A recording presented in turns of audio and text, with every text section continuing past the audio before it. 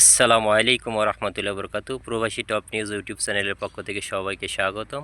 দর্শকবৃন্দ, আমি আপনাদেরকে দেখাচ্ছি পলি ব্যাগে কোকোফিডের মাধ্যমে মরিচের চাষ।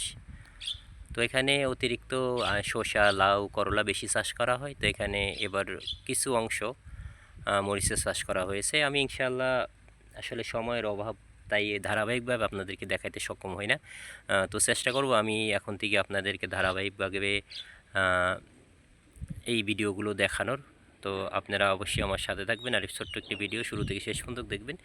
এখানে দেখতে পাচ্ছেন আপনারা পলিথিন পেরে রাখা হয়েছে, পাশে কিন্তু পাইপ লাইন দেওয়া হয়েছে। এখনও যেহেতু চারাগুলো নতুন লাগানো হয়েছে, আপনার এখনও পাইপ লাইনের পানিগুলো দেওয়া হয়নি। তা 2-4 দিনের ভিতরে এখানে প্রত্যেকটা প্যাকেটে প্যাকেটে পাইপ দেওয়া হবে, তারপরে পানি দেওয়া হবে। তো আমি আপনাদেরকে ইনশাল্লাহ ধারাবাহিকভাবে চেষ্টা করব এই চাষাবাদগুলো দেখানোর। তো এটা অত্যন্ত সুন্দর একটি চাষ ব্যবস্থা। পরিত্যক্ত স্থানে আপনাদেরকে যদি মাটিগুলো দেখাই, আসলে দেখতে পাবেন মাটিগুলো একদমই পরিত্যক্ত। এখানে পাথর আর লাল মাটি বালুর মতো, যেখানে চাষাবাদ করা কোনো মোটেই সম্ভব না। তো এই পলিব্যাগের মাধ্যমে যদি চাষাবাদ করা হয়, সেক্ষেত্রে আপনি চাষাবাদ করতে পারবেন শুধুমাত্র নারিকেলের ছোবা থেকে তৈরি, যেটা হয় কোকোফিটটা দিয়ে তৈরি করা।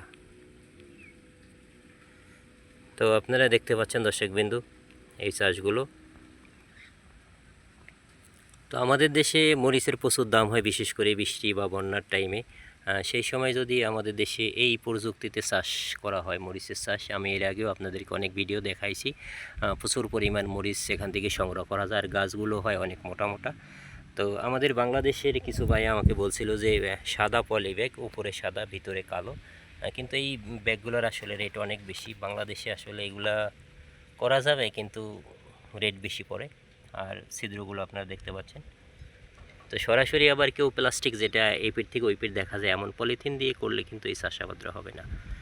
দর্শকবৃন্দু, যারা আমার চ্যানেলে নতুন, অবশ্যই চ্যানেলটা সাবস্ক্রাইব করে রাখবেন। আমি আপনাদেরকে আধুনিক বিজ্ঞানী চাষাবাদগুলো দেখাবো, বিভিন্নভাবেই আমি আপনাদেরকে দেখাই, ইনশাআল্লাহ দেখাবো আরও চাষাবাদ। তো এই বলে আজকের মতো এখানে বিদায় নিচ্ছি। সবাই ভালো থাকবেন, সুস্থ থাকবেন। আল্লাহ হাফেজ।